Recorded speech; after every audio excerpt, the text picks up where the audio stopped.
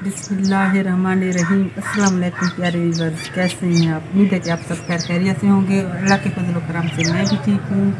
और मेरी दुआ है कि अल्लाह ताला आपको हमेशा खुश रखे और आपकी ज़िंदगी में जितने भी दुख दर्द और परेशानी अल्लाह ताला उनसे आपको निजात दे और आपको ज़िंदगी और आखिरत में सारी खुशियाँ नसीब फरमाए। इसी दुआ के साथ आज की वीडियो का आगाज़ करते हैं। तो वीडियो का आगाज़ करने से पहले हमारी एक छोटी सी रिक्वेस्ट होती है, अगर आप हमारे चैनल पर नए हैं तो सबसे पहले आप हमारे चैनल को सब्सक्राइब कर लें, और अगर आप हमारे चैनल पर पुराने हैं तो आप सब बहन भाइयों का बहुत बहुत शुक्रिया कि आप इस तरह हमें सपोर्ट कर रहे हैं और आगे भी इसी तरह हमें सपोर्ट करते रहना है। तो व्यूअर्स, कल मैंने आप सब बहन भाइयों को अपने भाइयों को अपनी भाई का घर दिखाया था, छोटे भाई का घर पर दिखाया था। तो बार बार आप पूछ रहे थे कि आपका भाई का घर बहुत अच्छा है, बहुत प्यारा है, बहुत बड़े ज़िम्मेदार भी हैं। ये मैंने खुद भी बताया था कि मेरे भाई जॉब करते हैं। तो आज इसी पर मैं कुछ बात करना चाहती हूँ, ये बताना चाहती हूँ कि मेरे भाई जो हैं छोटे, वो बहुत बाकी ये तो एक घर उनका मैंने दिखाया है ना, एक दो घर और भी हैं, शहरों में भी उनके घर है, क्योंकि मेरे भाई खुद जॉब करते हैं, बहुत पढ़े लिखे हैं, बहुत ज़्यादा। तो उनकी नसीब की बात है, मेरे माँ बाप ने उन्हें, ये आप ना सोचिए कि मेरे माँ बाप की जायदाद है या ज़मीन है जिसमें मेरे भाई ले रहे हैं और हमें नहीं दे रहे। ये मेरे भाइयों की मेहनत है, मेरे भाइयों ने खुद मेहनत की है, क्योंकि वो जॉब करते थे, उन्हें शौक़ था बहुत से कारोबार करने का। तो बहुत अच्छे कारोबार भी हैं जॉब के अलावा भी। तो मेरे भाई ने बहुत तरक्की की है। ये तो एक घर उनका दिखाया है, माशाल्लाह से उनके नौकर भी हैं, नौकर भी काम करते हैं, लेकिन उनके शहरों में और घर भी हैं। तो काफ़ी सारे उनके घर हैं। अल्लाह ताला उन्हें हमेशा खुश रखे, आबाद रखे। और उन्होंने पहले मेरी बहुत सपोर्ट की थी, मुझे पढ़ाया भी था, मुझे जॉब भी मेरे भाई ने दिलवाई थी। लेकिन जब बाद में पूरी ज़िंदगी कौन किसी के साथ रहता है, तो अल्लाह ताला हर किसी को अपने घर का रिज़्क दे, अपने घर का कारोबार हो। लेकिन मेरे मुकाबले में मुझे ये नहीं है कि मुझे अपने भाइयों के लिए जलन है। अल्लाह ताला मेरे भाइयों को हमेशा खुश रखे। लेकिन मेरा नसीब ऐसा ही था, मैं एक बड़े घर से जहाँ पर जब आई तो मेरे मियाँ की तो आप जैसे जानती हैं कि जॉब भी नहीं है, कारोबार भी कोई नहीं था, सिर्फ वो बल्कि पहले मजदूरी करते थे, लेकिन फिर बाद में बीमार भी हो गए, लेकिन उनका भी इलाज करना पड़ा। तो ये भी मेरे उस छोटे भाई की मेहरबानी है कि उन्होंने मुझे जॉब दिलवा दी थी। तो और कोई सपोर्ट वो मेरे साथ करें या ना करें, यही सपोर्ट उनके लिए काफ़ी थी। तो कि उन्होंने मुझे जॉब दिलवा दी थी, तो मैं अपनी जॉब से अपने घर का सकट चला रही हूँ, क्योंकि आधी तनख्वाह तो हमने ले ली थी एडवांस जब मैंने अपनी बेटी की शादी की थी। तो आधी तनख्वाह से मैं अपना घर भी चलाती हूँ। मेरे मियाँ का कोई भी कारोबार नहीं है, और अपने बच्चों को भी पढ़ा रही हूँ, ख़ास तौर पर मैं अपने बेटे को भी पढ़ा रही हूँ। और मेरा यूट्यूब पर आने का मकसद भी यही था कि मैं अपने बेटे की तालीम मुकम्मल करा सकूँ। सिर्फ इसी वजह से मैं यूट्यूब पर आई। लेकिन अल्लाह का शुक्र है, अगर मैं यूट्यूब पर ना भी आती तो जो मेरी जॉब की आधी तनख्वाह मुझे मिल रही थी मेरे लिए काफ़ी थी, अगर मेरे मियाँ का कोई कारोबार होता। लेकिन ये नसीब की बात है कि मेरे मियाँ का कोई भी कारोबार नहीं था, और एक और अकेली औरत कैसे सरकट चला सकती है। तो इस वजह से मैंने यूट्यूब पर आई और ये काम कर रही हूँ, और बहुत खुश हूँ। और आप लोग भी सपोर्ट कर रहे हैं, और दुआएं, आप लोगों की दुआएं और आप लोगों का साथ रहा तो इंशाअल्लाह मैं भी अपने बेटे के लिए घर भी बनवा लूँगी और अपने बेटे की तालीम भी मुकम्मल करा लूँगी। तो मैं बाहर जा रही हूँ खेत में घास काटने के लिए, तो आप लोग भी हमारे साथ रहिएगा। आज की वीडियो बहुत ही दिलचस्प होने वाली है, तो आप लोगों ने हमारी वीडियो मुकम्मल देखनी है, थोड़ी सी भी स्किप नहीं करनी।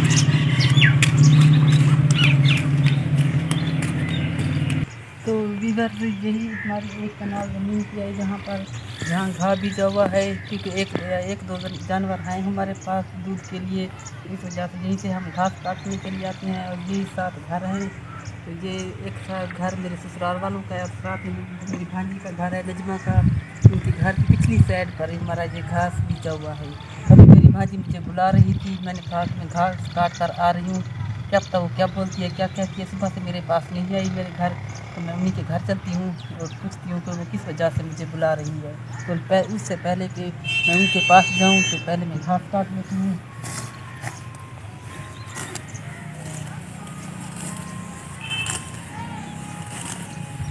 अस्सलामुअलैकुम, कैसे हैं आप? उम्मीद है कि आप सब खैरियत से होंगे और अल्लाह के फजल करम से मैं भी बिल्कुल।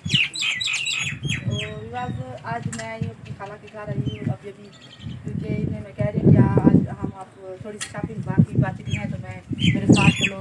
तो जूते वगैरह भी शूज़ वगैरह, तो इनसे पूछते हैं कि जाना चाहती है कि नहीं जाना चाहती, क्योंकि इन्होंने कपड़े भी ले लिए पहले, तो कहते हैं शादी पर नहीं जाऊँगी। तो क्या ख्याल है? तो मैं गई घास लेकर आई थी, लेकिन टोकरा नहीं बनाया हमने, ऐसे जानवरों को डाल दिया है। तो ये ने कि सुबह से जिद कर रही है कि चलते हैं, शॉपिंग कर लीजिए, कपड़े कुछ खरीद लिए, तो जूते वगैरह खरीद लेते हैं, चूड़ियाँ भी पहन लेते हैं, तो शादी पर जाएंगे। लेकिन मेरा इरादा नहीं है शादी पर जाने का, क्योंकि एक तो मेरे मियाँ की कुछ तबीयत ठीक नहीं थी। तबीयत मेरी भी, अपने मियाँ को देखती हूँ ना, मेरी तबीयत भी ख़राब हो जाती है। मेरा मूड बिल्कुल भी नहीं है जाने का। मेरा बेटा तो कह रहा है चले जाते हैं, तो लेकिन मेरा मूड नहीं है जाने का। तो मैंने कह रही थी कि आप जाएं। मैंने कह रही थी कि आपने कपड़े लिए तो कोई बात नहीं है, एक दो सूट मैं लेकर आई हूँ, तो एक आप पहन लेना, एक मैं पहन लूँगी। कपड़ों की बात नहीं है, वैसे ही मेरा मूड नहीं है जाने का। इस वजह से मैं इस दफ़ा मैं इनके साथ शादी पर नहीं जाऊँगी। अगर गुड़िया को लेकर नहीं, सच साफ बताए ना आप, आपके पास कपड़े नहीं है। और नहीं, कपड़े की बात नहीं है, वो कपड़े आपके पहन लेती है। अगर वैसे एक सूट पड़ा भी है मेरा, तो गुड़िया को आप ले जाना साथ है। अगर जाओगी मेरे पास, मेरे बगैर चली जाओगी शादी पर? नहीं जाओगी तो आप ही के साथ चले जाना, ठीक है? नहीं, आप चलेंगे तो मैं मेरे साथ चलोगी? अगर मैं ना गई फिर? मैं भी नहीं जाऊंगी। शादी पर जाने का मूड तो मेरा, ये नहीं जा रही तो मेरा मूड भी नहीं है जाने का, लेकिन मजबूरियाँ है ना, अपने रिश्तेदार हैं तो साथ हैं, उन्होंने स्पेशल बुलाया है कि आपने ज़रूर आना है शादी पर, मजबूरी की तहत जाना तो पड़ेगा। ठीक है, मैं इसके साथ लेकिन क्योंकि हमारे जो एक मामू बाकी बच गया है, मेरे जो हस्बैंड का है ना मामू, एक मेरा भी मामू है, इसका भी मामू है, उसका भी मामू है, तो उसकी पोती की शादी है, तो इसी वजह से हम कह रहे हैं कि एक मामू बाकी बच गया है। तो बाकी जो मेरे दादू अबू थे और जो उसके भाई थे, उनकी डेथ हो गई, तो हम उन्हें नहीं छोड़ सकते। अब एक मामू को बच गए तो हम उन्हें नहीं छोड़ सकते, तो कोशिश तो करेंगे। अगर ये नहीं जा सकेगी तो मैं, हम दोनों में से एक तो ज़रूर जाएगी। हाँ ठीक है, तुम चली जाना, मुझे चली जाना। अभी चाय वगैरह बनाते हैं, क्या बनाओगी आज? क्या बना रही हो? मैंने अभी खाना बनाया है बच्चों के लिए, दोपहर का नाश्ता बनाया है, तो शाम को देखेंगे क्या बनाएंगे, जो नसीब में लिखा होगा वही मिलेगा। मैं तो दाल बनाऊंगी आज। बढ़िया दाल खाओगी? हाँ। बढ़िया, बहुत शौक। मैंने कल भी दाल खाई है शाम को अम्मी के घर, तो आज भी मैं सुबह सुबह वो दाल बनाई है वही खाई है, तो 2-3 दिन हो गए मुझे दाल खाते खाते। आज मैं भी दाल बना, क्योंकि जो दाल की सब्जी होती है ना बहुत अच्छी होती है, बच्चे भी शौक से खाते हैं, और हमें भी बहुत ज़्यादा शौक होता है दाल खाने का।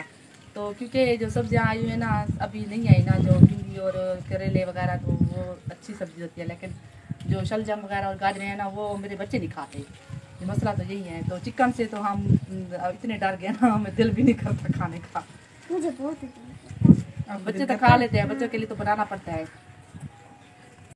तो वीवर्स, हमारी जो गर्मियों की जगह है ना, हम सोच रहे हैं, ये भी मेरी भांजी भी कह रही थी कि ये जगह साफ कर लेते हैं, ये दरख्त भी है और ये भी देखो अब उनके पत्ते निकल रहे हैं, तो यहाँ जगह साफ कर लेते हैं। तो गर्मियों में 4 पहिया डालकर हम बैठ जाया करेंगे, क्योंकि हमारा ना बरामदा है मेरा, ना गिराज है, तो एक ही कमरा है, कमरे में हम गर्माइश ज़्यादा हो जाती है ना, ऊपर से जो पंखा चलता है ना, कभी तो लाइट भी नहीं है, कभी नहीं होती, जो आती है चली जाती है। तो UPS और बैटरी वगैरह का सिस्टम तो नहीं है इनके पास, लेकिन लाइट वालों का मसला होता है ना, कभी देते हैं, कभी गर्मियों में तो ज़्यादा वो काट लेते हैं लाइट। तो इसी वजह से ये कह रहे हैं कि छाँव हमारी बहुत मज़ेदार बनेगी। यहाँ पर हम 4 पाई 2-3 रख कर यहाँ पर बैठ जाएंगे, यहाँ से 4 दीवारी भी है, और यहाँ पर चूल्हा भी बनाएंगे हम। चूल्हा नहीं पर तो मुश्किल है, जहाँ पर से ये जो जानवर वगैरह है ना, नहीं चाय बनाने के लिए, सिर्फ चाय बनाने के लिए हम बना लेंगे चूल्हा, क्योंकि गर्मियों में वहाँ चूल्हा भी नहीं, चाय भी नहीं बनाएंगे। चाय तो हम बहुत ज़्यादा पीते हैं, तो यही 1-2-4 पहिया रख लेंगे, जहाँ से जूस वगैरह उठा लेते हैं, ये बकरी को भी खोल लेते हैं, और ये सारा साफ कर कूट के बाहर फेंक देते हैं। तो यही पर ज़बरदस्त जगह बनेगी रखने की।